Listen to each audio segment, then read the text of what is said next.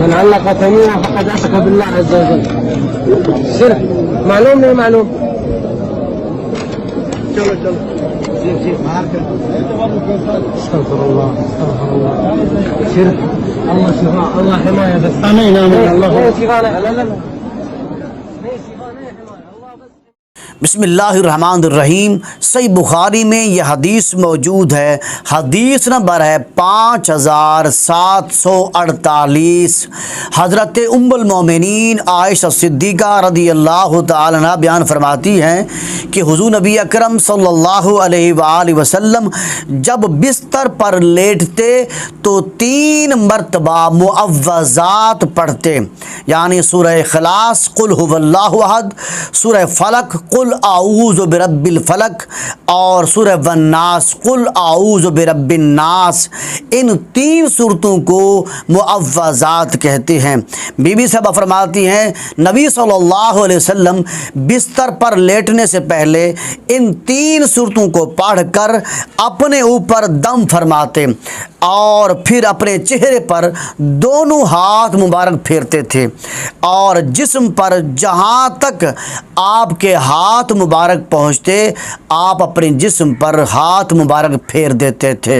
اور اسی طرح صحیح بخاری میں یہ حدیث بھی موجود ہے. حدیث نمبر ہے 3371، جس کا مفہوم یہ ہے کہ حضور نبی اکرم صلی اللہ علیہ وآلہ وسلم حضرت حسن اور حضرت حسین رضی اللہ تعالی عنہما پر یہ کلمات پڑھ کر دم کرتے تھے. اعوذ بکلمات اللہ التامات من کل شیطان وہامت ومن کل عین لامہ.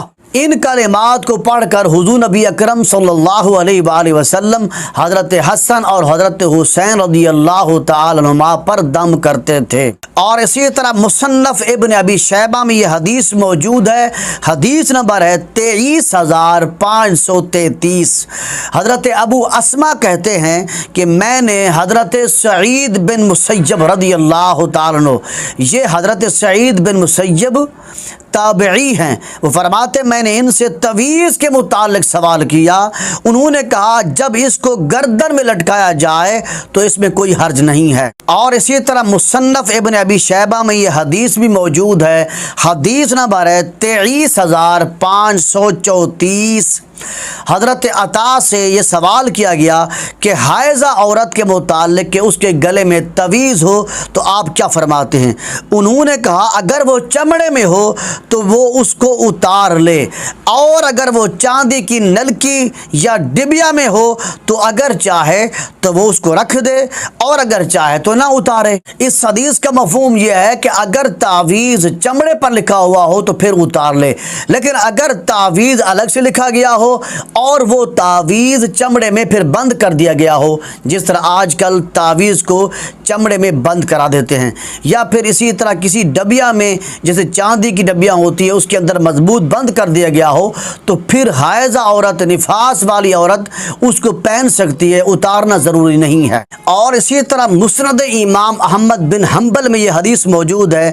حضرت عمر بن شعیب وہ اپنے والد سے روایت کرتے ہیں اور وہ اپنے دادا سے روایت کرتے ہیں کہ نبی صلی اللہ علیہ وآلہ وسلم نے ہمیں چند کلمات سکھائے جن کو ہم خوف اور دہشت کی وجہ سے سوتے وقت پڑھتے تھے.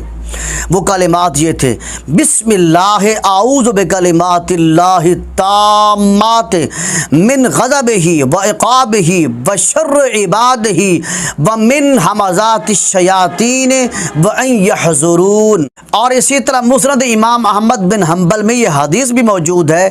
حضرت عبداللہ بن عمر اپنے بالغ بچوں کو سوتے وقت ان کلمات کے پڑھنے کی تلقین کرتے تھے، یعنی وہ کلمات جو میں نے پہلے عرض کی ہے اعوذ بکلمات اللہ التامات، ان کلمات کے پڑھنے کی تلقین کرتے تھے جو بالغ بچے تھے، جو ان کلمات کو پڑھنے کی طاقت قوت رکھتے تھے.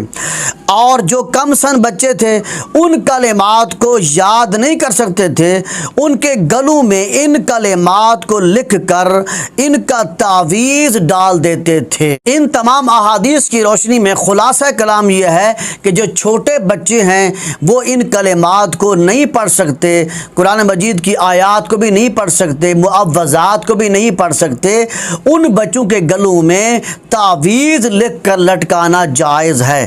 اور اسی طرح وہ لوگ جو پھر بڑے ہونے کے باوجود ان کلمات کو نہیں پڑھ سکتے، ان کے گلے میں بھی ان تعویذات کو لکھ کر لٹکا دینا جائز ہے، لیکن ان کو چاہیے کہ وہ ان کلمات کو یاد کریں، کیونکہ ان کلمات کا یاد کرنا، ان کلمات کو سونے سے پہلے پڑھنا، یہ نبی صلی اللہ علیہ وسلم کی بھی سنت ہے اور صحابہ کرام کی بھی سنت ہے۔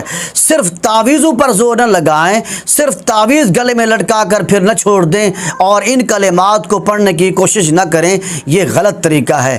بہتر طریقہ، سنت طریقہ یہی ہے کہ جو کلمات نبی صلی اللہ علیہ وسلم پڑھتے تھے، آپ ان کلمات کو پڑھ کر اپنے اوپر دم کرتے تھے، تو امتیوں کو بھی چاہیے کہ وہ ان کلمات کو پڑھ کر اپنے اوپر دم کریں۔ تو جو چھوٹے بچے ہیں وہ چونکہ ان کلمات کو نہیں پڑھ سکتے، لہٰذا ان کلمات کو لکھ کر جو حدیث میں منقول ہیں، ان کلمات کو لکھ کر بچوں کے گلے میں تعویذ بنا کر لٹکانا جائز ہے۔ یہ شرک کفر نہیں ہے۔ بڑے لوگ جو ہیں، بزرگ ہوں، چاہے جوان ہوں، چاہے بوڑھے ہوں، ان کو چاہیے کہ وہ ان کلمات کو سیکھیں، ان کلمات کو پڑھنے کی کوشش کریں کہ یہ نبی صلی اللہ علیہ وآلہ وسلم کی سنت ہے، صحابہ کرام کی سنت ہے، اور اولیاء صالحین کا طریقہ بھی یہی تھا کہ وہ ان کلمات کو پڑھ کر اپنے اوپر دم کرتے تھے۔ اور یہ مسئلہ بھی یاد رکھ لیں کہ ایسے بھوپے جو تعویذ تو لکھتے ہیں لیکن ان تعویذوں میں وہ شرکیہ کلمات لکھتے ہیں، کفریہ کلمات لکھتے ہیں، تو ان کا وہ تعویذ لے کر گلے میں لٹکانا حرام ہے۔ لیکن ایسا تعویذ جس پر نبی صلی اللہ علیہ وسلم کی کوئی حدیث لکھی ہوئی ہو یا کوئی قرآن مجید کی آیت لکھی ہوئی ہو، تو پھر ایسا تعویذ گلے میں لٹکانا جائز